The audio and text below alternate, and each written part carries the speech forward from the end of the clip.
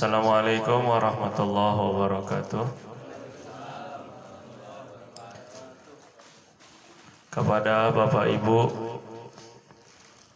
masyarakat, jamaah sekitar Mushola Al-Hikmah, kami mengundang Bapak-Bapak Ibu-Ibu untuk pengajian rutin Rabu malam Kamis dengan pembahasan Islam, Iman, dan Ihsan.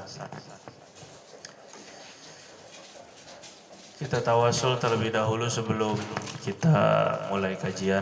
Fatihah ila hadratin Nabi sallallahu alaihi wasallam wa ila abaihi wa ikhwani minal anbiya wal mursalin wa azwajihi wa abnaihi wa banatihi wa junudihi wa ansarihi wa sahabatihi al-kiram ajma'in wa jami' awla'illah wa asfiyaihi wa syuhada wa salihin min masyariqil ardi ila magharibiha barri wa bariha, khususan sadatina al-alawiyin wa bil khusus sayyidina al-muhajir ilallah Ahmad bin Isa al-faqih al-muqaddam Muhammad bin Ali Ba'alawi wa amil faqih Sayyid Alwi Muhammad Sahib Mirbat wal-faqih al-muqaddam Thani al-Habib Rahman Muhammad Segar Jadina al-azam Sayyid Abdul Malik bin Alwi azamat khan usulihim wa furu'ihim Syekh Abdul Qadir al-Jilani Syekh Abu Bakar bin Salim Syekh Abdul Hasan al-Syadili wa jami' masyayikhina walidina wa salafina salihin wa bil khusus sahib al-ratib Qutb al-Ishad al-Habib Abdullah bin Alwi Muhammad al-Haddad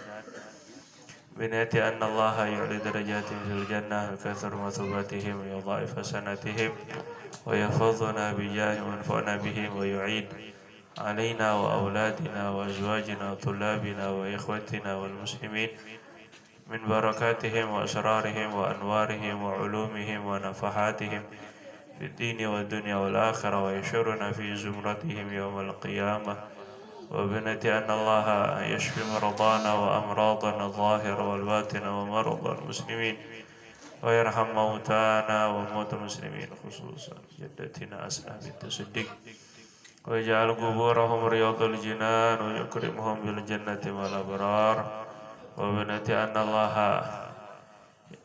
yastajib da'watina wa sahil umurana umur walidina wa masyayikhina umur masajidina wa ma'ahidina wa muassasatina wa musallayatina wa madarisina wa umur al-muslimin fi dunya wal akhirah warzuqna rizqan wasi'an halalan tayyiban mubarakan fi wa yaqdi duyunana wa yadfa' wa yarfa' anna wal muslimin al-bala' wal waba' wal ghala' wal fahsya' wal munkar wal fitan ma dhahara minha wa ma batan wa binati anna Allah yuwalli alaina khiyarana wa yuwalli alaina shirarana wa binati anna Allah istajib da'watina wa yaghfir lana dhunubana kullaha jami'a واستر عيوبنا واكشف كروبنا وصلح قلوبنا وقوالبنا وأقوالنا وأفعالنا وحركاتنا وسكناتنا ونياتنا واجعلها خالصا لوجه الكريم وينصر إخواننا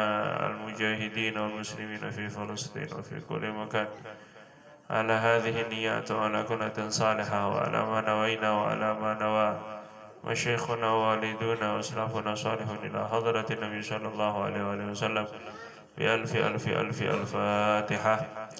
أعوذ بالله من الشيطان الرجيم. بسم الله الرحمن الرحيم. الحمد لله رب العالمين الرحمن الرحيم مالك يوم الدين إياك نعبد وإياك نستعين اهدنا الصراط المستقيم صراط الذين أنعمت عليهم غير المغضوب عليهم ولا الضالين رب اغفر لنا ولتستجب لنا آمين.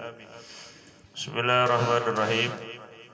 الحمد لله رب العالمين. اللهم صل وسلم وبارك وكرم تحنن وتفضل وتكرم على سيدنا مولانا محمد وعلى آله وأصحابه وأزواجه وذريته عدد خلقك ورضا نفسك وزنة عرشك ومداد كلماتك. سبحانك لا علم لنا إلا ما علمتنا إنك أنت العليم الحكيم وما أسألكم عليه أجرا إن أجري إلا على الله الذي فطرني رب العالمين. Kita yang punya kitab silakan dibuka halaman 9, Pak. Yang punya kitab, yang punya buku kitab halaman 9 tentang Islam. Dalam rangka kita ini ngaji itu dalam rangka untuk kenal dengan Allah, dekat dengan Allah, sehingga cinta Allah dan dicintai Allah. Waalaikumsalam warahmatullahi wabarakatuh. Sehingga kita besok beringin sekali pulang itu betul-betul sampai kepada Allah. Ya Tuhan nafsul mutmainnah, irji'i ila rabbiki radiyatan mardiyah. Pengen sekali besok itu Pak, Bu, kalau kita pulang ke Allah itu malaikat itu bilang ke kita itu sebagaimana dalam surat Al-Fajr. Ya Tuhan nafsul mutmainnah, duhai jiwa yang tenang, sudah nyaman, udah gak sibuk dengan dunia, udah rehat. Irji'i ila rabbik, pulang kepada Tuhanmu, radiyatan mardiyah, dalam keadaan Allah sudah rindu sama engkau. Allah mencintaimu, engkau cinta sama Allah. Kita ini pengen ketemu Allah, Allah pengen ketemu sama kita. Kita berharap capeknya kita tuh terbalas. Terbalas ini gak ada apa-apanya Pak. Dengan cintanya Allah selesai semua. Itu ya Pak ya. Alhamdulillah jaddati, nenek saya itu, mbah saya itu, alhamdulillah masya Allah. Banyak orang-orang itu syuhada, mereka jadi saksi beliau itu orang baik. Ratusan yang mensolati, yang memakamkan. Padahal cuma perempuan biasa aja Pak. Cuma ya itu ya orang, masya Allah, alhamdulillah. Nah, jadi kita ini belajar sekarang Islam, iman, ihsan. Ini adalah jalan untuk ma'rifat kepada Allah, kenal dengan Allah, sehingga orang yang kenal dengan Allah itu pasti cinta sama Allah. Orang yang cinta sama Allah itu pasti dicintai Allah Subhanahu wa taala. Kalau Rasulullah SAW saja dikatakan oleh Sayyidina Ali, katanya man ra'ahu badihatan habah. Orang yang melihat Rasulullah SAW pertama kali itu pasti segen, takut, wibawa gitu. Kalau ngelihat pertama kali itu. Tapi waman khalatahu ma'rifatan ahabbah. Tapi kalau udah sering ngelihat Rasulullah SAW bergaul dengan baginda Nabi akrab, pasti jatuh cinta sama Nabi. Nah, Nabi itu adalah tajalliyat daripada sifat Allah, perwujudan sifat Allah. Nabi itu perwujudan sifatnya Allah. Maka Allah Subhanahu wa taala juga gitu, Bu, Pak. Kita pertama kali kenal sama Allah Subhanahu wa taala mungkin takut nerakanya, takut kelihatan dosa apa ya. Takut sekali kayaknya Allah itu begitu menakutkan, Allah itu begitu mengerikan. Nanti kalau kita nggak sholat nanti nggak apa-apa, itu awal kenal dengan Tuhan gitu memang. Pertama ditakutin dulu Pak. Nanti kalau nggak sholat rezeki kamu nggak lancar. Nanti kalau kamu nggak jaga amal soleh atau maksiat, nanti keluarga kamu pasti berantakan. Ya memang Allah memperkenalkan dirinya begitu biasanya. Kita ini takut sama Tuhan itu, sama Allah itu, Rabb itu takut dulu. Tapi kok lama-lama kalau dekat sama Allah Subhanahu wa taala itu pasti sayang, cinta sama Allah ya, pasti ya. Cinta sama Allah Subhanahu wa taala. Jadi ya begitulah memang ya, prosesnya tuh gitu. Maka kita ini mengenal Allah melalui Islam, iman, dan ihsan. Ini 3 jalan yang saling melengkapi. gitu ya. Ini sering saya ulang-ulang kemarin. Nggak boleh hanya Islam doang, imannya nggak diperbaiki. Nggak boleh iman aja, ihsannya nggak diperbaiki. Nggak boleh ihsan doang, tapi Islamnya nggak diperbaiki. Ini tiga-tiganya menyatu di dalam ma'rifatullah nanti ya. Ya, sekarang kita sampai ke kalimat paragraf yang kedua, Bapak. Bismillahirrahmanirrahim. Qala al-muallif hafizahullah ta'ala. Berkata Habib Zain bin Ibrahim bin Sumaid hafizahullah ta'ala wa nafa'ana bi'ulumihi. Semoga Allah menjaga beliau, memanjangkan usia beliau, dan Allah berikan kepada kita manfaat ilmu beliau. Suatu saat semoga bisa ketemu beliau. Saya pernah ketemu beliau waktu masih kecil sekali dulu, masih SMP kalau nggak salah itu, waktu beliau ke Indonesia. Nah, sekarang beliau udah nggak jarang keluar rumah, udah tua sekali. Bismillahirrahmanirrahim. Wa arkanul islami khamsatun. Dan rukun-rukun Islam itu 5.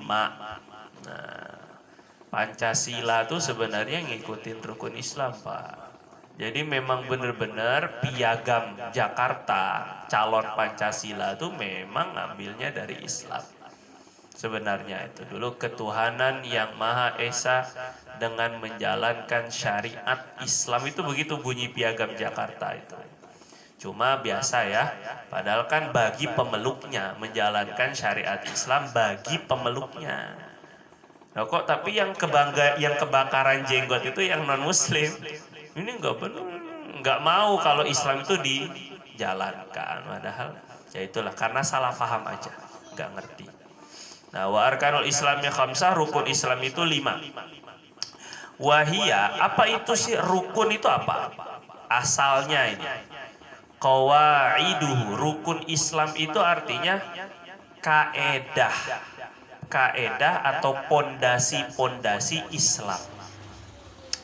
Kaedah ini kawaid itu asalnya, Pak, kalau kita itu ini kaki-kaki ini. Kalau bahasa ya, cara bahasa ya, kawaid, kaedah itu apa sih? Kaedah itu kalau di bahasa Indonesia kaedah itu rumus, patokan, prinsip. Tapi kalau secara bahasa Arab, kawaid itu artinya kaki-kaki, pasak-pasak. Makanya Maulana Zakaria Al-Ansari, Maulana Zakaria Al-Kandahlawi itu dalam kitab Fadhailul A'mal menggambarkan rukun Islam itu seperti kemah. Ada 4 pasak, 1 pasak paling tinggi di tengah. Bapak kalau bikin kemah ya begitu kan ya, tengah itu tinggi kan. Nah, samping-sampingnya itu ada 4 pasak. Kalau pasak yang samping-samping copot, itu kemahnya masih tegak. Yang penting tiang yang tengah masih tegak, gitu ya. Copot samping, kemahnya masih ada gak? Masih. Tapi siap-siap goyah karena nggak ada pasaknya. Begitu pula orang Islam. Kalau dia nggak sholat, selama dia masih mengucap syahadat, masih Islam. Tiangnya yang tengah tuh masih, tiang yang tengah itu adalah syahadat. Selama dia kuat syahadatnya, nggak berubah, nggak luntur, nggak ngilangin, nggak mengingkari, maka dia masih dianggap Islam. Nggak sholat, copot pasaknya. Nggak bayar zakat, copot pasaknya. Nggak puasa, nggak haji, padahal mampu, copot pasaknya. Tapi siap-siap ini. Tiangnya yang tengah sekuat apa dia tiang yang tengah itu. Nah, ini gambaran qawaid itu.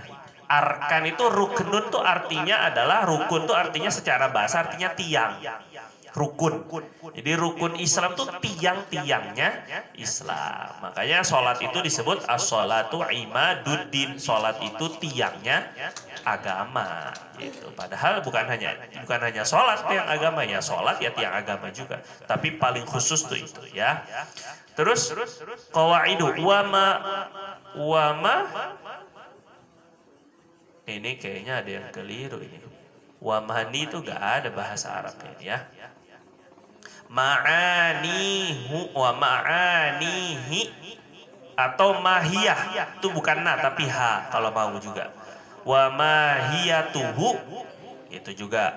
Atau ma'anihi, itu kayaknya yang paling pas itu. Bukan ma tapi ma'ain. Habis ma itu ada ainnya. Wa ma'anihi, dan makna-maknanya Islam. Maksud dari rukun Islam itu qawaid tadi, pasak-pasak tiang-tiangnya. Wa ma'anihi, ma ain terus mim ain baru alif, bukan ma tapi ma'a gitu ya. Nah, ini kesalahan cetak, bukan kesalahan penulis, bukan, ini kesalahan cetak gitu ya. Wa ma'anihi, dan makna-maknanya, spiritnya, jiwanya Islam. Kalau qawaid itu seolah zohirnya Islam, ma'anihi, dan makna-makna, spiritnya, jiwanya Islam, ruhnya Islam. Nah, gitu. Al-madhkuratu, yang disebutkan fi qaulihi sallallahu alaihi wasallam, di dalam hadis Nabi sallallahu alaihi wasallam. Nah, ini bahasanya Nabi ini. Ini rukun Islam, ruhnya Islam, bangunannya Islam. Bunyal Islamu, Islam dibangun, dibina, ala khamsin, atas 5 tiang, 5 perkara, 5 pilar. Islam dibangun di atas 5 pilar. Pertama, syahadati alla ilaha illallah wa anna muhammadar rasulullah. Bersaksi tiada Tuhan selain Allah dan bahwasannya baginda Nabi adalah utusan Allah. Ini satu. Yang kedua, wa iqamis sholat, menegakkan sholat. Yang ketiga, wa itaiz zakat, membayar zakat. Yang keempat, wa shaumi Ramadan, puasa Ramadan. Yang kelima, wa hajjil baiti, dan pergi haji ke Baitullah. Nah, ini jangan sampai nggak hafal Bapak anak-anaknya. Mau pakai tepuk-tepukan boleh, mau pakai nyanyi-nyanyian boleh, mau pakai tebak-tebakan boleh. Pokoknya gimana rukun Islam ini nancep ke cucu kita, ke anak kita. Penting ini. Nah, wa ja'alna muslimaini laka wa min dzurriyyatina. Setelah bangun Ka'bah, Nabi Ibrahim itu ngedoa habis ngebangun Ka'bah. Doanya itu, biar dijadikan saya, Rabbana ja'alna muslimaini laka, ya Allah jadikan saya dengan Ismail ini, anak saya ini, Islam. Mintanya tuh biar keturunan saya Allah Islam. Kita kan jarang ya Pak, kita seringnya minta keturunan itu soleh, tapi kan kuncinya tuh di Islam Pak. Nggak mungkin dibilang soleh kalau nggak Islam. Saking takutnya itu Nabi Ibrahim. Padahal Nabi Pak, kita kan yakin ya, seolah-olah anak kita, cucu kita tuh pasti Islam. Padahal belum tentu kan? Na'udzubillah min dzalik. Saya pernah dengar cerita dari Ustadz Hussein. Ustadz Hussein ini Kiai Hussein sekarang ya, karena punya pondok di Cibubur namanya Al Khalifah. Nah, ini apa namanya, Kiai anak beliau. Itu beliau cerita waktu makan bareng dulu itu. Waktu beliau itu pernah khuruj, pernah apa namanya keluar, pernah dakwah gitu ya, ke Sulawesi Pak. Nah, ketika itu ada keluarga Habib, beliau nggak sebut namanya, marganya juga nggak disebut lah ya. Pokoknya ada keluarga Habib Pak. Entah apalah famnya atau nama marganya itu kan. Loh, ternyata Pak, anaknya Habib ini jadi pendeta. Bapak boleh bayangin gak itu kayak apa itu? Sampai akhirnya bapaknya itu meninggal karena terlalu mangkel, terlalu kesel sama anaknya. Kecewa berat. Bukan hanya jadi Kristen Pak, maafin ya, tapi jadi pendeta. Artinya secara realita ya, Ada kemungkinan iman itu dicabut bahkan dari seorang habib. Nah, adapun wafatnya kita nggak tahu nantinya. Mungkin bisa jadi Allah kasih taubat, kan itu bisa saja ya. Cuma tetap nggak aman tuh masalahnya.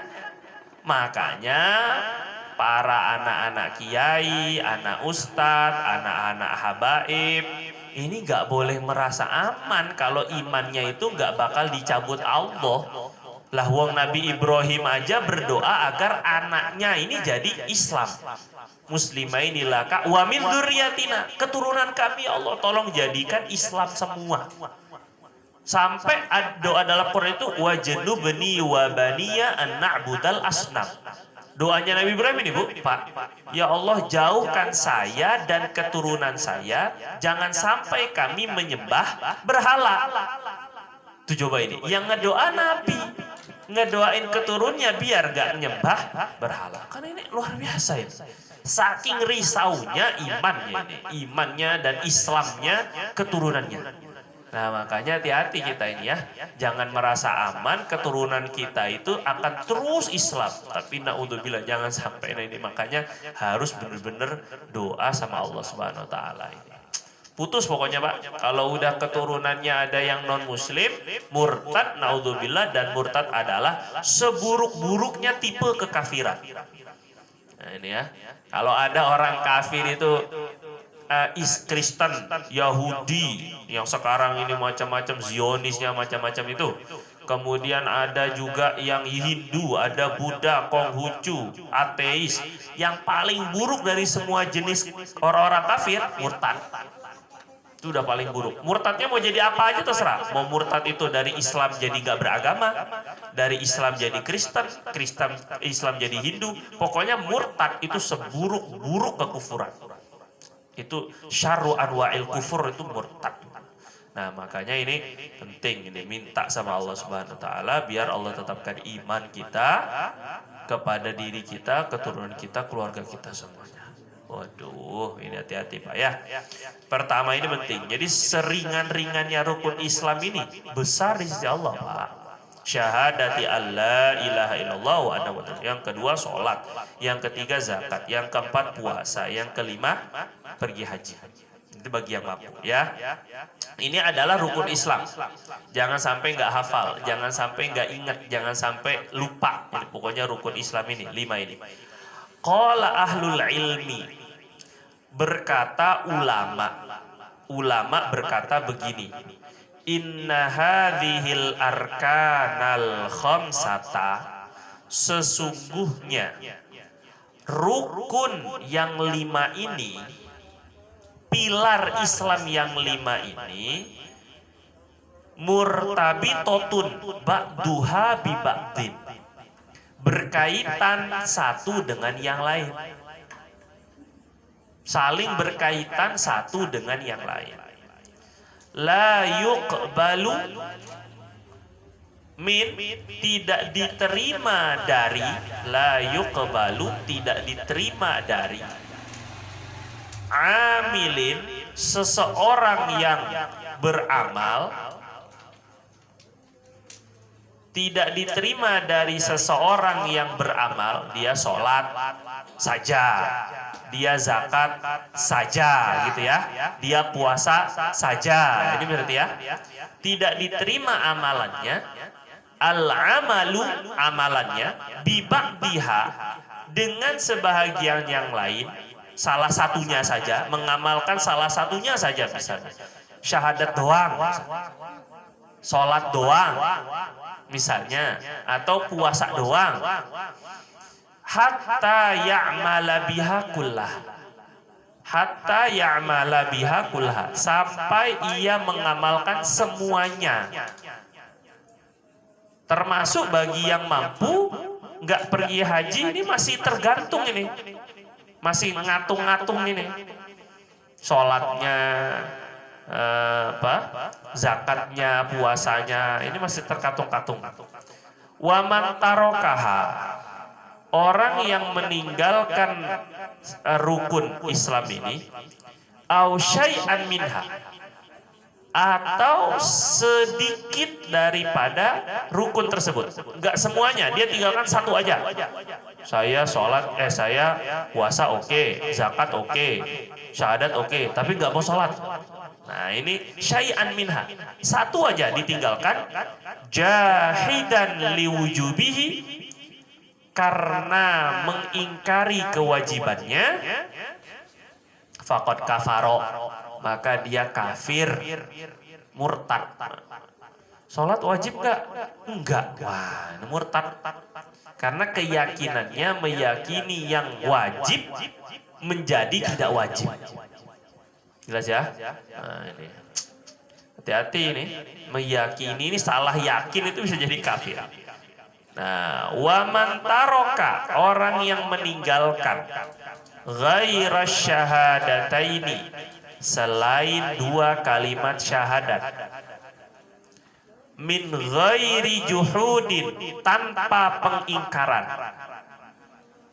Pokoknya selain syahadat ya, berarti ninggalin sholat saja atau puasa, zakat, haji, tapi dia nggak mengingkari. Pak, sholat wajib nggak? Wajib. Kenapa nggak sholat? Ya males aja, nah misalnya begitu ya. Atau belum datang hidayah, macam-macam lah alasan. Fahuwa fasikun, maka orang ini disebut fasik. Fasik itu ya jahat. Bahasanya itu ya, fasik itu kekejian, kejahatan, orang keji, orang jahat. Naqisul Islam, kurang Islamnya. Walaupun dihukumi Islam, tapi kurang Islamnya. Ini dia, Masya Allah. Nah itu dulu, situ di titik ya. Jadi kita punya dua ini Pak. Punya kesimpulan ya sekarang ini. Kata ulama, lima ini saling berkaitan. Mengerjakan sebahagian dengan meninggalkan sebahagian yang lain tanpa ada uzur ya, maka nggak diterima. Ini satu kesimpulan yang pertama. Rukun Islam itu saling mengikat. Sama aja kayak Pancasila misalnya. Saya maunya cuma kesatuan Republik Indonesia aja. Persatuan Republik Indonesia. Rukun keberapa tuh Pak? Nggak apa lagi nalurnya. Bukan orang Indonesia Bapak ini. Orang Konoha lagi. Ya, jadi ini yang ketiga. Gitu kan. Terus dia nggak mau keadilan sosial. Nggak mungkin. Berarti dia belum Pancasilais. Hari ini tuh harus pakai Pancasila. Karena kalau ujung-ujung Pancasila itu ya rukun iman. Sama aja sebenarnya kan. Terus akhirnya kalau sebagian makanya begini Pak, wabil khusus ya. Kan begini ya. Ini aneh. Haji itu diwajibkannya seumur hidup sekali. Naik ke zakat. Zakat itu setahun sekali. Itu pun bagi yang mampu. Naik ke yang lebih penting itu puasa. Puasa itu hampir kebanyakan, lebih banyak yang mampu puasa daripada yang mampu zakat. Ya, tapi setahun sekali juga. Sholat 5 kali sehari. Makin penting dia makin sering. Nah, yang lebih penting dari sholat itu syahadat. Ini setiap nafas. Mestinya. Tapi bukan lafaznya. Makna syahadatnya harus setiap nafas. Nggak boleh lepas walaupun satu nafas. Kalau ada satu nafas, meyakini bahwa ada Tuhan selain Allah, ada yang mengatur selain Allah, ada yang menentukan selain Allah, luntur la ilaha illallahnya. Ini masalahnya kita ini. Jadi semakin penting rukun Islam itu semakin sering. Nah, yang paling sering itu, yang paling penting kan syahadat. Mestinya syahadat paling sering. Bukan ucapannya, tapi maknanya. Paham ya Pak ya, kira-kira ya? Nah, ini penting ini. Nah, terus kesimpulan pertama tadi itu. Makanya ada riwayat Sayyidina Abdullah bin Abbas radhiyallahu anhuma, ini sahabat Nabi ahli tafsir. Kata Sayyidina Abdullah bin Abbas, ada 3 perkara, 3 pasangan yang kalau ditinggalkan pasangannya tidak diterima pasangan lainnya. Ada 3 perkara yang kalau ditinggalkan sebahagian pasangannya nggak diterima. Nah, 3 pasangan itu yang pertama taat kepada Allah dan Rasul. Itu pertama. Hanya taat kepada Allah aja, tapi nggak taat sama Rasul. Hanya mau nerima Quran, tapi ingkaru sunnah. Sunnah itu diingkari. Nggak ada itu, hadis itu kan buatan ulama. Hadis itu kan susunannya terakhir setelah Rasulullah udah wafat berapa puluh tahun, ratus tahun baru disusun. Nah, mengingkari hadis. Ini berarti taat kepada Allah. Kalau Quran ya kami terima, tapi kalau hadis enggak. Nah, ini enggak diterima taat kepada Allahnya. Satu. Yang kedua, yang enggak diterima itu yang kedua adalah orang yang memisahkan puasa dengan zakat. Ini pasangan yang kedua. Orang yang puasa doang nggak bayar zakat, puasa sholatnya nggak diterima. Orang yang sholat doang nggak bayar zakat, sholatnya nggak diterima. Orang yang bayar zakat aja nggak sholat pun juga zakatnya nggak diterima. Jadi ini karena direndeng sama Allah. Kalau yang pertama, ati'ullah wa ati'ur rasul. Taatlah kepada Allah, taat kepada Rasul. Ini perintah Allah itu disatuin gitu Pak. Nggak dipisah-pisah. Perintah sama Allah, taat, ya perintah kepada Rasul. Wa may yuti'ir rasul faqad ata'a Allah. Kata Allah itu yang taat kepada Rasul berarti taat kepada Allah. Ini pertama. Yang kedua, aqimus shalah wa atuz zakah. Dirikan sholat, bayar zakat. Bayar zakat doang maunya. Sosialnya bagus, sedekah apa segala macam, bantuan sana sini. Tapi sholat enggak, tertolak. Enggak terima ini karena perintah Allah itu satu. Gitu ya. Aqimus shalah wa alladzina yuqimuna sholata wa mimma razaqnahum yunfiqun. Jadi ada yunfiqunnya, ada infak setelah iqamatis shalah. Yang ketiga ini syukur kepada Allah, syukur kepada orang tua. Syukur kepada Allah, syukur kepada orang tua. Anishkurli wali walidaika. Syukurlah kepada aku, syukur. Orang taat banget ibadahnya. Tapi sama orang tua, sama mertuanya kurang ajar, nggak diterima. Nah ini banyak ini. Mertua itu orang tua apa? Namanya juga mertua berarti tua. Misalnya orang tua gitu ya. Bapak jangan ini. Itu tetap orang tua. Walaupun gimana-gimana gitu ya, tetap dia tuh orang tua. Tetap gitu ya. Walaupun nggak suka, ya itu tetap orang tua gitu loh. Mertua itu tetap orang tua ya. Sudah dinikawinin sama anaknya, kurang asem lagi ini kan. Nggak tahu diri. Nah, ya kalau nggak suka ya musyawarah. Kalau ada clash, ada masalah musyawarah. Jangan bikin status di WhatsApp. Kemana-mana masalahnya. Ya akhirnya jadi film lagi nanti. Masya Allah kan, derita bersama mertua. Astagfirullahaladzim. Ngomong dong, ngopi. Ngomongin pelan-pelan. Nah, tetapi Bapak memang ya, memang istri itu jangan disatuin sama mertua. Gitu ya. Kalau Bapak ikut mertua silahkan, karena Bapak mah udah kuping udah tebel. Kalau istri jangan. Kata ulama makruh istri itu disatuin sama mertua. Orang tua laki-laki, mertuanya dia. Berarti orang tua kita gitu maksudnya. Kalau mau juga sebelah-belahan, beda dapur. Jangan nyatu dapurnya kalau mau juga gitu kan. Jadi kita meraihkan, menjaga perasaan orang tua ya istri juga. Gitu ya. Itu arahan dari ulama Pak, bukan dari saya itu. Nah terus itu yang ketiga. Jadi ada orang yang baik banget sama orang tuanya tapi kurang ajar sama Allah. Ya jelas gak diterima. Walaupun berbakti sama orang tua, oh Masya Allah. Tapi sama Allah itu gak bakti ya, gak diterima juga, gak syukur. Ya, jadi 3 ini pasang-pasangan. Ya sama ini maksudnya. Makanya suka ada tanya sih ya. Ya kita sih gak bisa menjudge, gak bisa memvonis ya Pak. Oh kamu gak diterima kamu. Ibadah kamu ini, sholat kamu gak diterima. Gak boleh juga. Tapi kita boleh mewanti-wanti. Hati-hati, takutnya sholat kamu gak diterima karena orang tua kamu sakit hati. Gitu. Tapi jangan memvonis. Orang kita bukan Tuhannya kok. Apa kamu ini masih aja buka, masih nggak tutup aurat aja, sholat kamu nggak diterima. Oh jangan gitu. Yaudah kalau gitu nggak usah sholat. Nah yo gimana ceritanya? Kita malah ngebantu setan. Gara-gara tadi penyampaiannya salah. Jadi gitu ya Pak ya. Secara hukum normatif, gitu ya. Hukum normatifnya memang ada panduannya. Ada orang yang bayar zakat tapi nggak sholat nggak diterima, atau orang sholat nggak bayar zakat nggak diterima. Itu hukum normatif. Tapi keputusannya tetap Allah yang punya hak prerogatif. Kita jangan ikut-ikutan, gitu maksudnya. Paham nggak ini? Bedain ya. Nah gitu maksudnya. Ini secara pengetahuan memang begitu. Tapi kan yang namanya juga undang-undang terserah dia yang bikin. Itu ceritanya. Mau anak presiden jadi wakil presiden juga nggak masalah itu. Makan orang dia juga yang bikin. Gak usah komplain gitu ya. Nah kembali jadinya. Artinya Bapak Ibu gitu.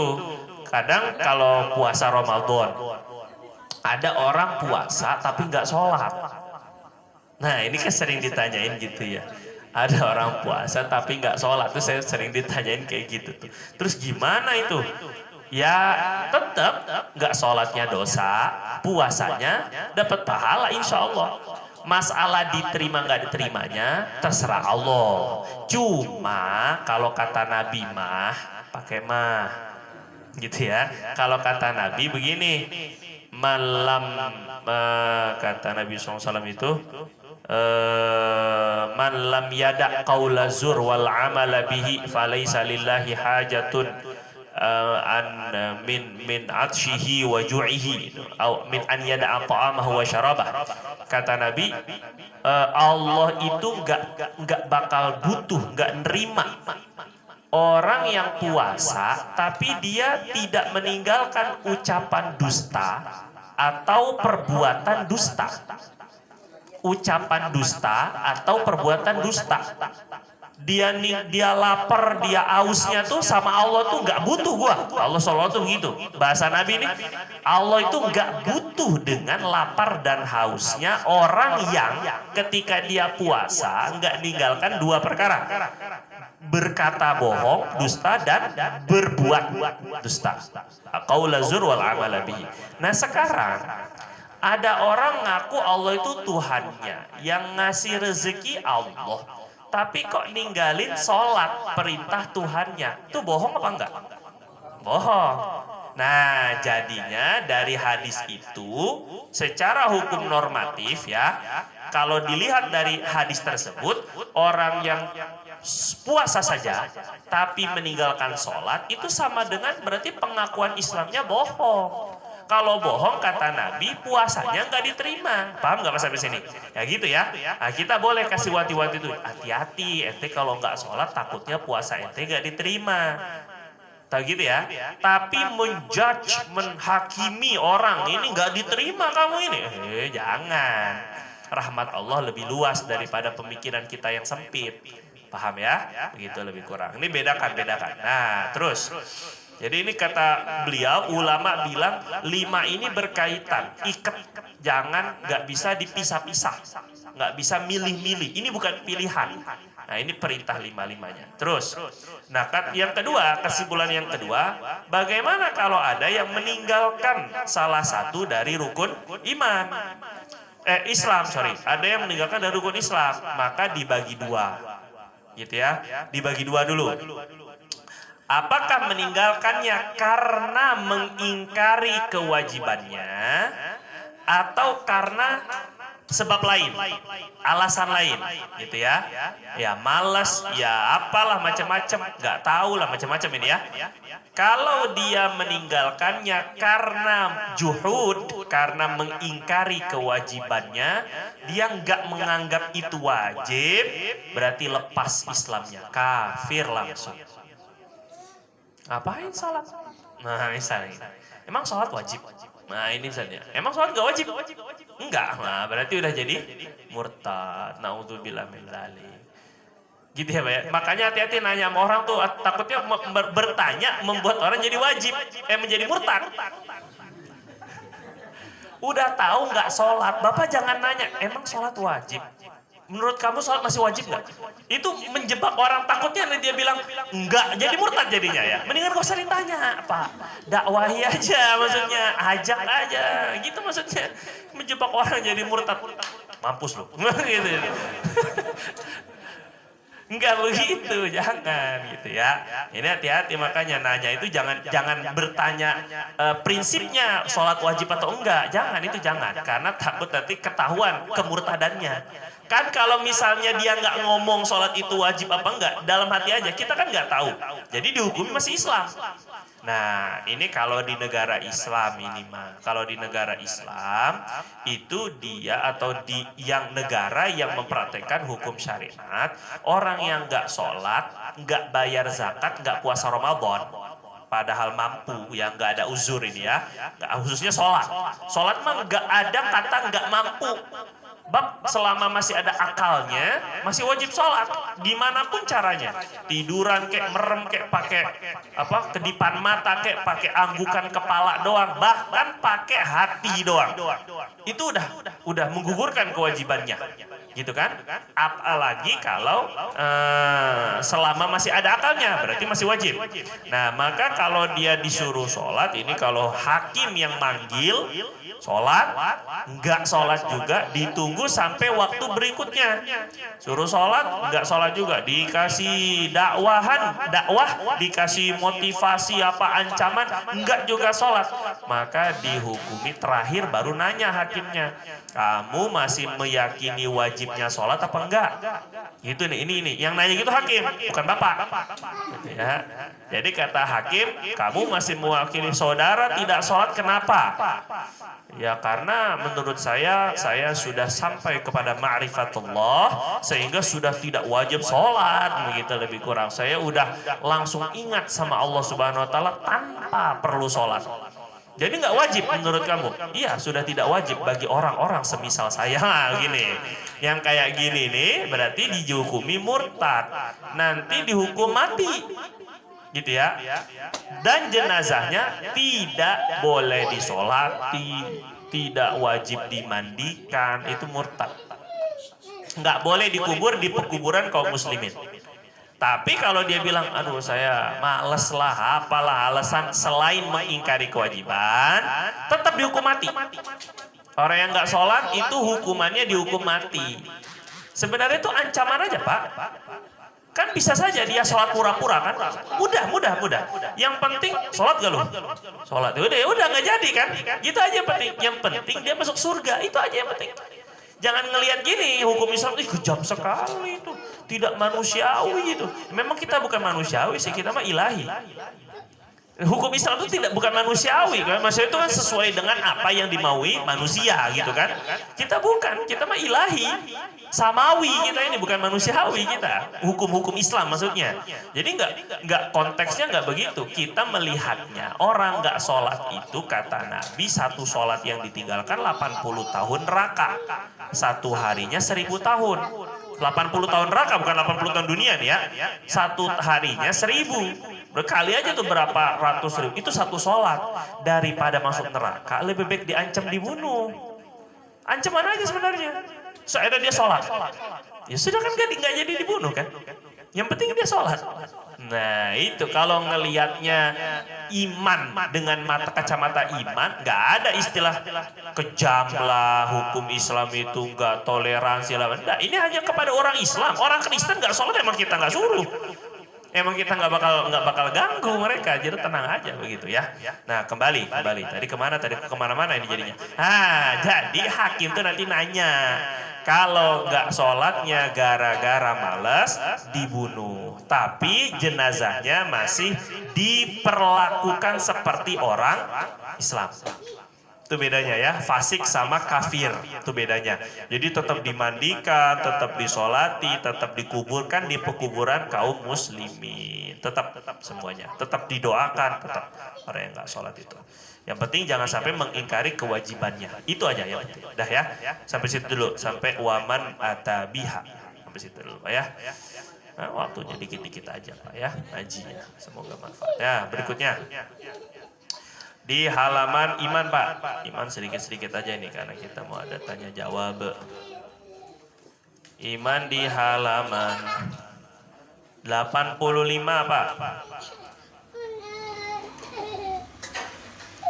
85. Dikasih tanda ya Pak ya. Kalau yang bawa pulpen kasih tanda sedikit. Kalau orang dulu ini mah itu dikasih tanda, dikasih tanggal, dikasih tanda tangan. Ini buat pamer aja sih ke cucu. Niatnya udah salah sih sebenarnya. Tong lihat tuh tong ngaji tong tahun 2023 gitu. Sekarang udah 2033 misalnya, 2053 misalnya. Tapi pamer itu ya batal semua niat ngajinya nantinya. Yang penting ini kenangan aja. Cuman kalau dulu saya tuh diajari sama senior, sama abang kelas saya di Azan itu, kalau nandai itu pakai sholawat. Oke, kalau nandai itu sholawat wa sallallahu ala sayyidina Muhammad wa ala alihi wasallam. Kalau mau lengkap, ya minimal wa sallallahu ala sayyidina Muhammad atau Allahumma sholli ala Muhammad. Karena ada hadis, walaupun itu hadisnya nggak kuat ya, orang yang menulis sholawat, selama sholawatnya itu masih ada di kertas itu, malaikat akan senantiasa beristighfar untuknya. Enak kali ini kan, untung saya banyak nulis sholawat. Gitu lah lebih kurang. Fotokopi, ini nggak nulis namanya fotokopi itu, minum kopi, fotokopi. Gitu ya, yang penting nulis. Ya kalau nggak sholawat pun nggak apa-apa, itu cuma anjuran aja. Terus berikutnya Pak, iman, halaman 85. Bismillahirrahmanirrahim. Wa qala hafizahullah ta'ala wa arkanul imani sittatun. Dan rukun-rukun iman, tiang-tiang iman itu 6. 6. Ya. Antuk minabillah, yaitu engkau iman, yakin dengan Allah. Seyakin-yakinnya. Nanti bagaimana Allah itu dengan sifat-sifatnya, dengan sikap-sikap Allah, af'al, perbuatan Allah subhanahu wa ta'ala, itu iman. Wa malaikatihi, yang kedua beriman, yakin, percaya dengan adanya malaikat. Malaikat-malaikatnya Allah. Nah, bukan karena Allah butuh, bukan karena Allah kelagepan. Aneh nggak sanggup nih ngurus sendirian, aneh harus nyiptain malaikat. Dan naudzubillah min dzalik, bukan. Allah itu nyiptain malaikat ya karena Dia mau, itu aja titik. Wa kutubihi, dan yakin dengan kitab-kitabnya Allah. Jadi bukan hanya Quran, tapi semua kitab-kitabnya Allah. Ya, Zabur, Taurat, Injil, suhuf, lembaran-lembaran suhufi Ibrahim wa Musa. Itu suhuf itu juga wajib diimani pokoknya.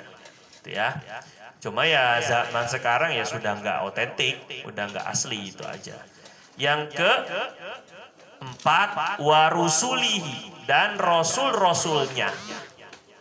Nah, khususnya yang disebutkan dalam Quran dan hadis. Rasul-rasulnya Allah. Yakin.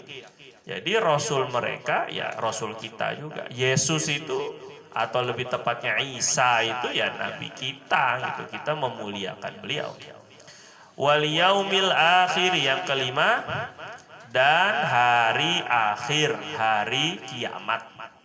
Yakin bahwa kita ini akan ada hari akhirnya, hari ujungnya. Dunia ini ada ujungnya nanti.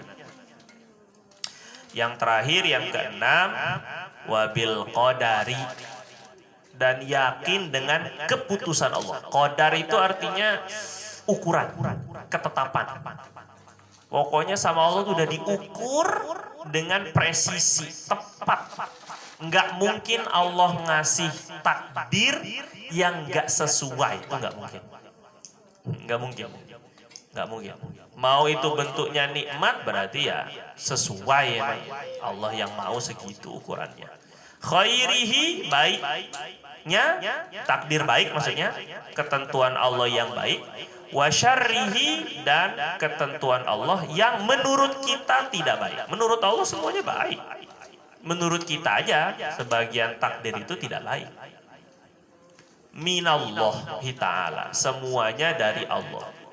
Yang menyenangkan itu dari Allah, Yang tidak menyenangkan untuk kita itu dari Allah.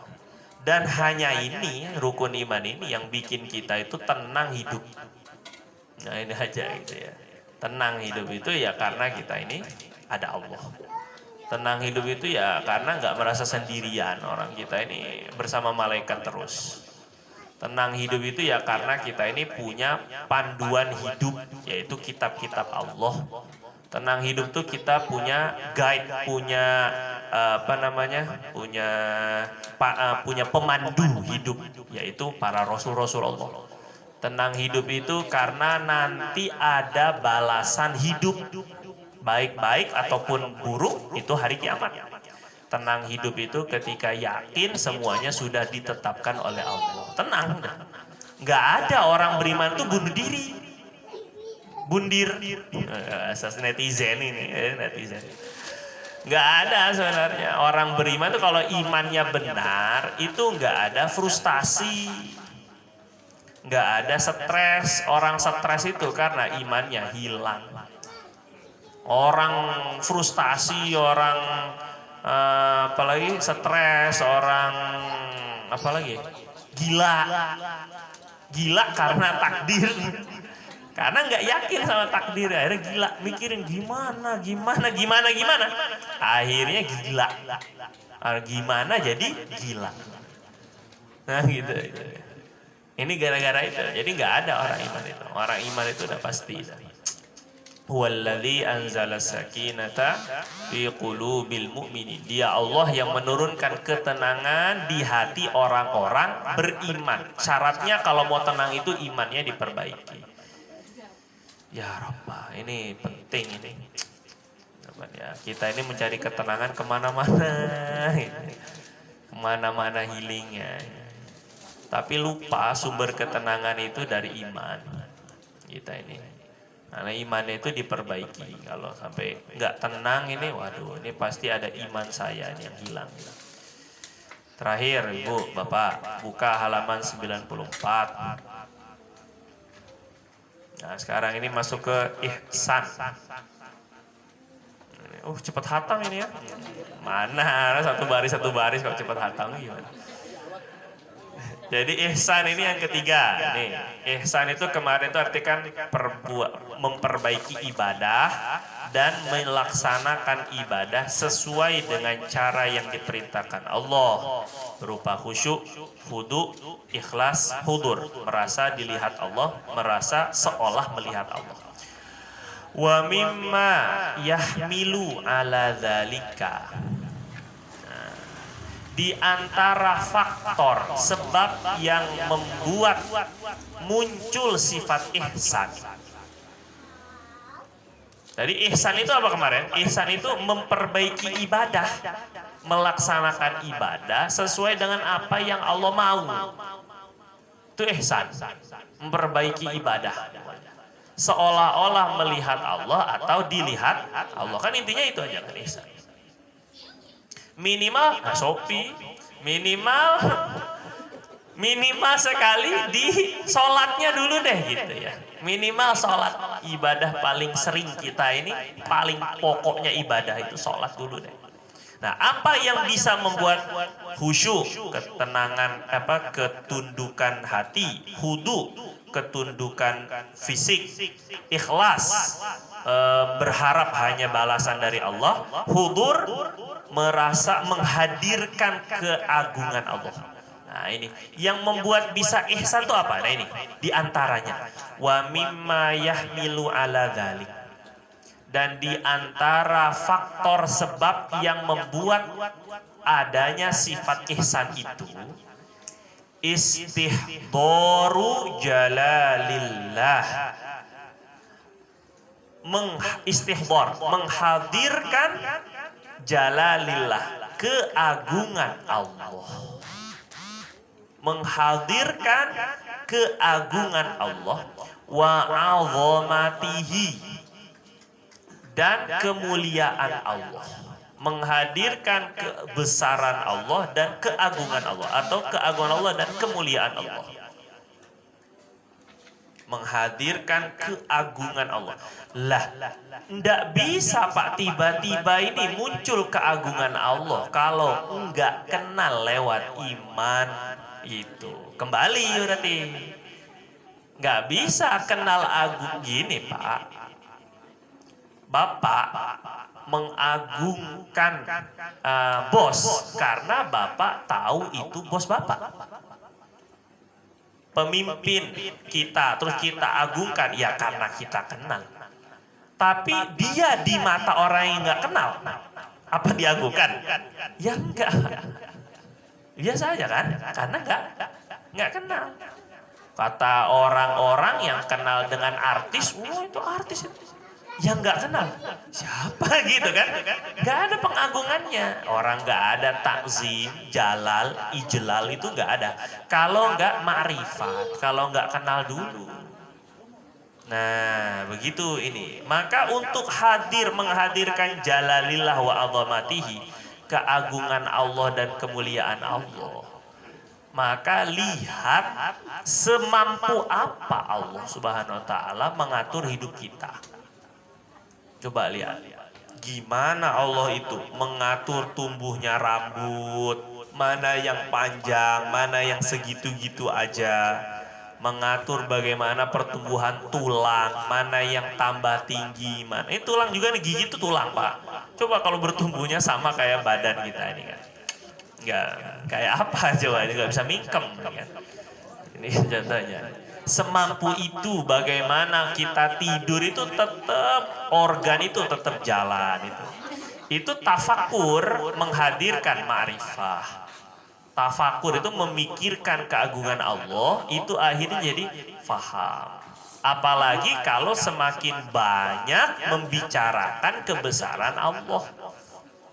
Allah itu yang hebat loh, Allah itu lama-lama bukan orang yang dengar, yang membesarkan Allah dalam hatinya. Kita dulu yang berbicara, baru Allah masukkan keagungan Allah. Tadinya saya nggak tahu tuh jenis-jenis handphone, tapi karena sering diiklanin, akhirnya tahu, oh itu mahal ya. Padahal nggak tahu kita. Bapak kalau pakai bajunya brand, ada mereknya ternama. Ya kan yang nggak tahu, yang nggak pernah lihat iklannya kan nggak tahu kebesaran brand itu. Tetap aja nggak bisa menyombongkan diri kan. Walaupun kita pakai yang ori, tapi dianggapnya KW itu misalnya. Karena nggak ngerti. Nah maka kita juga sama. Untuk bisa membesarkan Allah, ini harus juga membicarakan Allah. Mendengar pembicaraan tentang Allah. Membicarakan dan mendengar. Nah, kata Allah Subhanahu wa taala, "Idza tuliyat 'alaihim ayatuhu zadathum imana." Orang beriman itu didengarkan, dibacakan, disampaikan kepadanya tanda-tanda kekuasaan Allah, baru naik imannya, makin kenal dia dengan Allah. Nah, ini pentingnya ngaji itu di sini. Saya bicara, saya berharap saya makin kenal dengan Allah. Bapak datang, ibu-ibu datang ini dengar itu makin kenal dengan Allah. Itu dia. Kita ini pengen ini makin kenal sama Allah Subhanahu wa taala. Lama-lama makin kenal. Ini baru bisa menghadirkan keagungan Allah. Gitu ya, Pak ya. Wa syuhudu ru'yatihi. Dan menghadirkan pandangan Allah. Merasakan pandangan Allah. Kalau tadi kan menghadirkan keagungan Allah. Ini disebut dengan seolah-olah melihat Allah. Nah, yang kedua, biar bisa ihsan itu adalah merasakan Allah itu melihat, menatap kita, menatap Allah melihat pandangannya Allah, merasakan pandangan Allah likulli ahadin, kepada setiap orang, setiap makhluk. Fi sukunihi wa harokatihi. Pada diamnya dan geraknya. Nah, ini. Sama kayak Bapak depan kamera. Kalau depan kamera, Bapak berani macam-macam apa enggak? Nah, pasti menampilkan yang terbaik toh. Yang tadinya jerawatan tuh didempul dulu jerawatnya. Yang tadinya mukanya kusam itu dikasih make up dulu. Kalau depan kamera tuh gitu. Kalau ada bajunya lecek atau enggak rapi, dirapiin dulu. Karena merasakan pandangan kamera. Pandangan orang. Apalagi lagi live. Nah, ini gayanya tuh pasti beda. Karena merasakan syuhudur ru'yah, merasa dilihat. Nah, bagaimana Allah Subhanahu wa taala. Nah, sekarang ini kita lagi dilihat Allah apa enggak, Pak? Lagi dilihat enggak? Ya, Fauzan, kita lagi dilihat Allah enggak? Oh, lagi dilihat ini. Coba rasain. Allahu ma'i, Allahu syahidi, Allahu nadhiri, Allahu hadiri. Allah bersama saya, Allah melihat saya, Allah menyaksikan saya, Allah hadir bersama saya. Nah, itu dulu tuh gitu ya, saya diajarkan. Ada ulama namanya Imam, jadi wali itu Imam Dzunun al-Misri kalau saya nggak salah. Itu beliau diajarkan pamannya itu ngucap kayak gitu aja terus. Dari kecil itu diajarkan, nak ulang-ulang ya nak. Allah melihat saya, Allah menyaksikan saya, Allah bersama saya. Itu aja diulang-ulang 3 kali aja. Setiap habis sholat diulang 3 kali. Lama-lama seneng, tambah lagi 11. Lama-lama seneng, akhirnya jadi merasakan terus ditatap, dilihat bersama Allah. Makanya jadi wali. Jadi wali Allah Subhanahu wa taala itu gampang, Pak. Merasa dilihat Allah. Merasa ditatap Allah. Merasa didampingi oleh Allah terus. Begitu aja. Begitu terus. Ini kalau kayak begitu terus, wah ini Bapak Ibu ini udah jadi wali itu sebenarnya. Bapak tahu nggak ini? Tanda Allah itu kita ini dekat dengan Allah, Bapak tahu nggak? Tandanya kita ini dekat dengan Allah. Kita ini orang dekat dengan Allah apa enggak? Tandanya itu satu. Bapak merasa dekat Allah itu dekat apa enggak? Fa ini qarib, kata Allah itu aku itu dekat sekali. Nah, itu maksudnya. Oh, kalau sedang merasa dekat dengan Allah berarti Bapak sedang dekat dengan Allah. Tapi kalau kita ini sedang tidak dekat dengan Allah, berarti Allah memang sedang tidak mendekatkan dirinya pada kita. Naudzubillah min dzalik. Nah, itu dia. Aku tidak pernah jauh darimu. Nah, itu kalau Allah itu begitu. Kamu yang menjauh dariku. Sampai situ Pak ya. Kama asyara ila dzalika, sampai situ. Wallahu a'lam bishawab. Ada pertanyaan nggak Bapak Ibu sampai sini? Oh iya, silakan. Masya Allah. Ya silahkan. Waalaikumsalam warahmatullahi wabarakatuh. Allahumma shalli ala Muhammad.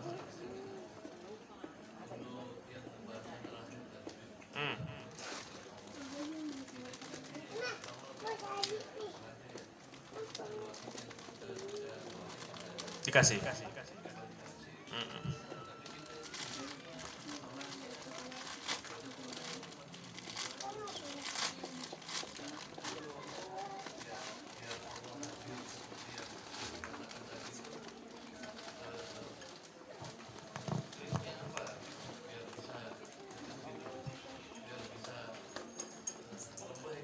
Lebay. Ya. Inilah yang lagi kita pelajari, Pak. Kalau Bapak nanya kita bahas satu buku jadinya ini kan. Itu gimana caranya biar kisi-kisi deh kayak calon presiden pakai kisi-kisi. Nah, ini jadi kisi-kisi ya. Jadi intinya sih gini, Pak ya. Bapak, Ibu, kita ini harus sadar dulu. Kita nggak bakal bisa mendekat kepada Allah kecuali Allah yang mendekatkan dirinya kepada kita. Atau kita yang didekatkan oleh Allah. Kita nggak bakal bisa kenal dengan Allah kecuali Dia mengizinkan kita mengenal Dia. Pahami nggak Pak ini? Maka untuk bisa dengan Allah itu, dekat dengan Allah itu doa memang. Pertama kali itu doa. Karena semakin doa, kalau doa itu gini Pak. Doa itu harus didahulukan daripada ikhtiar. Biar kita ini nggak merasa diri kita ini Tuhan. Karena kalau ikhtiar kita lebih dulu daripada doa, seolah kita ini mampu menentukan diri kita dan masa depan kita, dan itu bukan itu yang diinginkan. Makanya doanya dekatkan aku padamu. Jangan jauhkan aku darimu, jangan halangi diriku darimu. Gitulah lebih kurang. Pakai bahasa Indonesia boleh. Pokoknya Allah lihat apa yang ada dalam hati kita. Allah itu lihat. Itu yang pertama. Yang kedua, untuk orang-orang seperti kita ini ya, minimal menghadirkan keagungan Allah itu minimal dulu ketika sholat. Minimal dulu, itu dulu, ini kunci. Kalau belum bisa di keseharian ketika di WC merasa dilihat Allah, di dapur merasa dilihat Allah, sedang bersama Allah, kalau belum bisa seperti itu pun minimal di kunci-kunci sholat. Ya, sholat itu semuanya. Nah, kalau nggak bisa di seluruh sholat, ini kata ulama ini, belum bisa seluruh sholat itu menghadirkan Allah minimal sekali pada 3 ucapan. Satu, ketika iyyaka na'budu wa iyyaka nasta'in, hanya kepadamu, nah itu hadirkan. Yang kedua, ketika inni wajjahtu wajhiya lilladzi fataras samawati, ya Allah, saya hadapkan diri saya ini yang lemah, yang bodoh, yang banyak dosa di hadapan Allah, Engkau yang menciptakan langit dan bumi. Hadirkan Allah ini di 2 ini. Yang ketiga, ketika assalamu alaika ayyuhan nabiyyu, ketika di hadapan Nabi warahmatullahi wabarakatuh, tasyahud. Minimal 3 ini. Kalau nggak bisa sepenuh sholat, minimal 3 ini. Tapi biasanya gini, kalau 3 ini akan lepas kalau dari awal itu nggak diancar-ancar. Nah, perjuangan kita itu merasa seolah melihat Allah atau dilihat Allah itu memang kayak gitu, Pak. Hijab kita ini masih banyak. Makanya kembali namanya inabah. Jadi ada 2 di dalam tasawuf itu ada taubah, ada aubah, ada inabah. Kebalik, ada taubah, ada inabah, ada aubah. Kalau taubah itu dari dosa, kembalinya dari dosa, taubat lagi, dosa, taubat lagi. Ini baru taubah, ini maqam taubah. Itu paling dasarnya maqam tasawuf itu taubat dulu. Ngaku-ngaku tasawufan tapi kok nggak taubat, nggak bisa kebuka pintu selanjutnya, nggak bisa. Selanjutnya itu lebih daripada taubat, namanya inabah. Nah, inabah ini adalah mengembalikan hati, kembalinya hati dari sesuatu yang mubah kepada yang taat. Makan itu tadinya kan mubah. Main handphone itu tadinya taubah. Mubah aja, halal kan? Bukan maksiat, bukan. Mubah aja. Tapi kembali lagi ke Allah, kembali taat lagi, zikir lagi, sholawat lagi, baca Quran lagi, salat lagi, ngaji lagi gitu. Ini inabah namanya. Terus yang paling tinggi ini aubah. Aubah itu kembalinya diri dari selain Allah kepada Allah. Setiap lupa sama Allah, balik lagi. Setiap merasa sedang tidak dilihat Allah, ingat, hadirkan lagi keagungan Allah. Begitu terus. Ini yang namanya aubah. Makanya Nabi Ibrahim itu disebutnya awwab. Nabi Daud itu sebutnya awwab. Awwab itu artinya yang bukan bertaubat dari dosa, bertaubat dari selain Allah. Pokoknya hatinya putus saja dari Allah, taubat. Taubatnya itu disebut dengan aubah. Bukan taubat dari dosa, bukan. Beda, bukan kayak kita. Kita ini masih taubah aja udah alhamdulillah kita ini. Gitu ya. Itu dulu ya. Itu contohnya. Nah, terus gimana? Ya, paling mudah yang kedua ini, pertama tadi doa. Yang paling mudah yang kedua itu adalah dekat sama orang-orang, teman-teman, sahabat-sahabat yang mengingatkan kita terus ke Allah. Itu paling mudah itu. Paling mudah. Kata Nabi itu Nabi pernah ditanya, ya Nabi ayu julasa ina khair. Nabi, teman kami seperti apa yang pantas untuk kami jadikan teman? Julasa, teman nongkrong kami itu kayak gimana sih yang paling bagus itu? Kata Nabi, man dzakarakum billahi ru'yata. Yang kalau ngelihatnya aja ingat sama Allah. Kalau ngelihatnya aja yang diingat itu pasti agama, yang diingat itu akhirat. Yang diingat itu ada ulama namanya Imam Muhammad bin Sirin, Pak. Pergi ke pasar aja, orang pasar langsung zikiran. Pergi ke pasar doang, Allah, Allah. Oh, ngelihat mukanya tuh udah Allah, Allah. Nah, begitulah lebih kurang. Nah, ini yang kayak gini lah. Ya minimal ngelihat, oh jenggotnya. Oh pecinya, oh begamisnya. Itu juga udah ngingetin kita ke Allah. Udah alhamdulillah ada itu, Pak. Makanya koko, sarungan, pecian ini penting. Bukan nggak penting. Yang penting hatinya, bro. Tunggu dulu. Ente pertama ngelihat teman itu hatinya apa ngelihat fisiknya? Nah, maksudnya kan. Yang pertama kali kelihatan sama orang tuh apanya? Fisiknya. Sedangkan Nabi bilang teman yang terbaik itu yang kalau kamu lihat kepadanya mengingatkan Allah. Kira-kira misalnya nih Pak, kalau saya pakai baju kaos kutang, Bapak langsung ingat sama Allah apa enggak ketika ngelihat saya? Contoh aja ini, beda hanya kalau saya pakai gamis. Bapak langsung ingatnya ke agama, itu minimal sekali. Makanya kata Syekh Atiyah Soker, ini waktu ditanya tentang tasbih itu gimana? Itu kan ikutin Buddha, Hindu kan, Buddha kan, itu kan pakai ini kan segede Allahim, gede banget itu kan, tasbihnya lebih gede daripada kita lagi kan, Buddha culai itu. Ini mantan Buddha culai loh. Astagfirullah. Nah, jadi kata Syekh Atiyah Soker begini, zaman sekarang justru malah sebaliknya. Kalau kamu lihat tasbih, apa yang kamu ingat? Apa Buddha? Enggak, zikir pasti. Nah, makanya ini keistimewaannya tasbih itu. Mengingatkan kepada Allah tanpa berbicara. Itu maksudnya. Nah, jadi kalau Bapak orang tasbihan, gitu ya. Bapak kelihatan orang megang tasbih. Apa Bapak ingat utang lihatnya? Kan enggak kan? Tapi ingatnya zikir kan? Nah, itu maksudnya. Jadi ada yang memang gitu. Itu satu. Yang kedua, manzadakum fi wazadakum fi ilmihi mantiku. Orang yang kalau ngomong itu nambah ilmu. Yang ketiga, wadzakarakum bil akhirati amalu. Orang yang amalannya, sikapnya itu mengingatkan kalian kepada akhirat. Nah, ini penting nyari orang ahli akhirat itu penting. Ya semoga Allah jadikan kita. Itu aja dulu gitu ya minimal.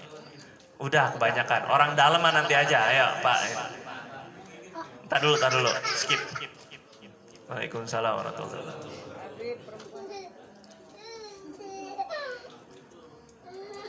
Ya. Iya.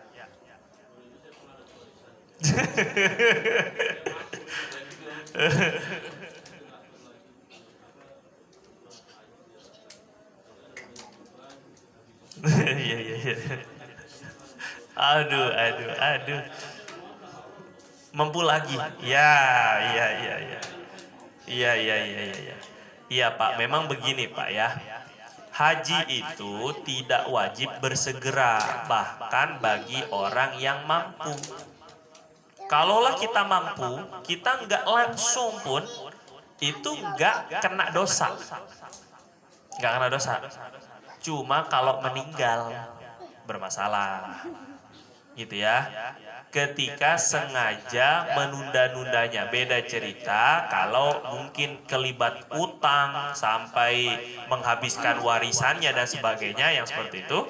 Nah itu nggak kena dosa karena dia mendahulukan utang atau kena tipu orang misalnya gitu ya Om ya gitu ya kan, itu tuh nggak ada masalahnya.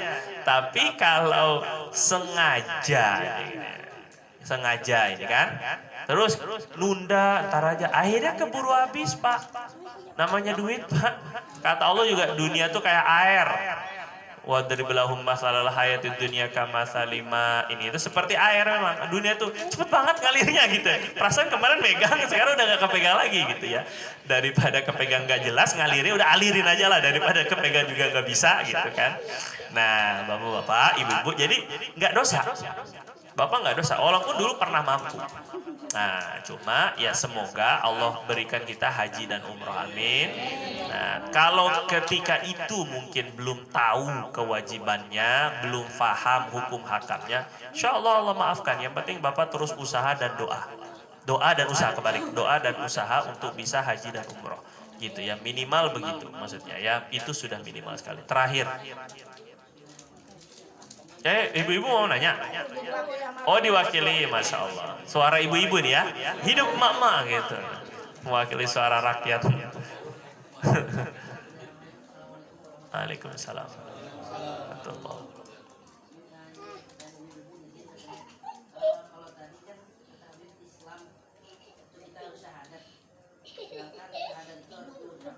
Betul. Betul. Betul. Iya. Ini juga sebahagian ada yang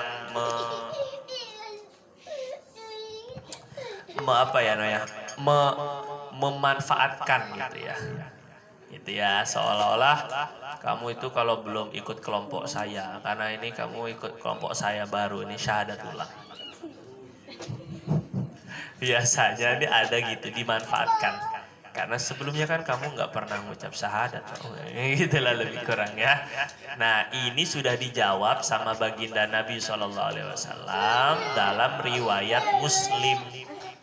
Dalam riwayat Imam Muslim Sahih, kullu mauludin yuladu alal fitrah. Setiap anak yang dilahirkan itu dilahirkan dengan fitrah, kesucian. Nah, fitrah tuh mau nggak mau diartikan Islam. Kenapa? Karena lanjutan hadisnya. Kata Nabi, illa anna abawaihi yuhawidanihi wa yunassiranihi wa yumajjisanihi. Tetapi sayangnya dua orang tuanya lah yang menjadikan dia Yahudi, Nasrani, dan Majusi. Berarti fitrah itu diartikan Islam, karena kan lanjutannya begitu, hadisnya lanjutannya ya. Nah, maka di dalam fikih ini kan Islam kan kajian Islam, berarti kan fikih. Di dalam fikih seorang anak itu akan secara otomatis dihukumi Islam dengan beberapa sebab.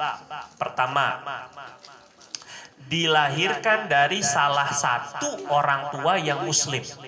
Salah satu, cukup.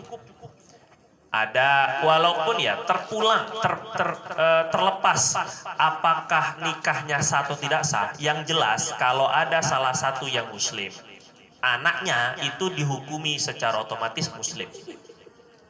Selama ketika dia balik tidak melakukan hal-hal yang membatalkan keislamannya. Itu aja masalahnya. Makanya kata Nabi, orang tuanya tuh yang bikin Yahudi, Nasrani, dan Majusi. Karena ketika dia hidup sering ke gereja, akhirnya sampai gede ke gereja. Jadi membatalkan keislamannya. Asal udah Islam gitu maksudnya gitu. Kurang lebih ya. Jadi pertama itu, punya orang tua yang salah satunya muslim. Misal gini, perempuannya Islam, laki-lakinya non-muslim. Secara fikih, nikahnya ini nggak sah. Hati-hati ya, nikahnya tuh nggak sah sebenarnya. Nah, cuma agama anaknya itu secara otomatis Islam. Walaupun dari pihak ibu. Walaupun ya, bukan dari pihak ayah, satu. Yang kedua, anak akan dihukumi Islam itu jika ada anak pungut. Maaf bahasanya ya, anak pungut itu anak temuan. Di satu kota atau kampung yang di dalamnya ada satu orang Islam. Kalau anak tuh ditemukannya di pemukiman yang semuanya orang non-muslim, maka nggak dihukum Islam. Tapi kalau di kampung yang di dalamnya tuh ada orang muslim dewasa, baligh ya, maka dia anak pungut ini dihukumi Islam langsung. Dan orang muslim ini wajib merawat. Gak boleh dia. Kalau dibiarkan nanti ada orang kafir yang ngambil, ya jadi kafir nanti anak itu. Gak boleh itu. Itu ya. Itu yang kedua. Yang ketiga adalah anak yang ditawan oleh tentara Islam. Nah, ketika dia belum balik, kan gini ya, kalau dalam Islam itu ada fikih jihad ya. Jihad itu ada fikihnya. Nah, setelah perang intinya ini antara kaum muslimin dengan kafir gitu ya. Nah, anak dan perempuan itu jadi hamba sahaya kepada yang menang. Ini udah peraturan perang dunia sebelum adanya Islam pun begitu semuanya. Jadi bukan Islam itu memperbudak manusia, bukan. Ini Islam itu mengesahkan peraturan undang-undang perang yang ada di dunia dari dulu. Yaitu yang menang dia akan menjadikan hamba sahaya kepada yang kalah. Gitu ya, itu dari dulu, jangan salah paham. Nah makanya Islam membongkar perbudakan manusia itu dengan cara memotivasi. Ayo yang pernah batal puasa karena jima, cara bayar dosanya merdekain hamba. Yang pernah punya sumpah terus kemudian melanggar sumpahnya, bebasin hamba. Jadi banyak di dalam Islam itu yang cara membersihkan dosa dengan cara melepaskan hamba. Nah, kembali yang ketiga ini misalnya gini, ada tentara muslim dengan tentara kafir. Menang tentara muslim, maka yang anak-anak dan perempuan jadi hamba sahaya. Ketika ditawan, ketika ditangkap jadi hamba saya. Anaknya yang ditawan itu secara otomatis dihukumi Islam.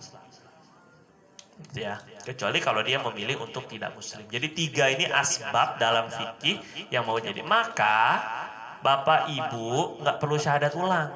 Ibu karena Ibu baru masuk majelis, jadi silakan Ibu syahadat ya.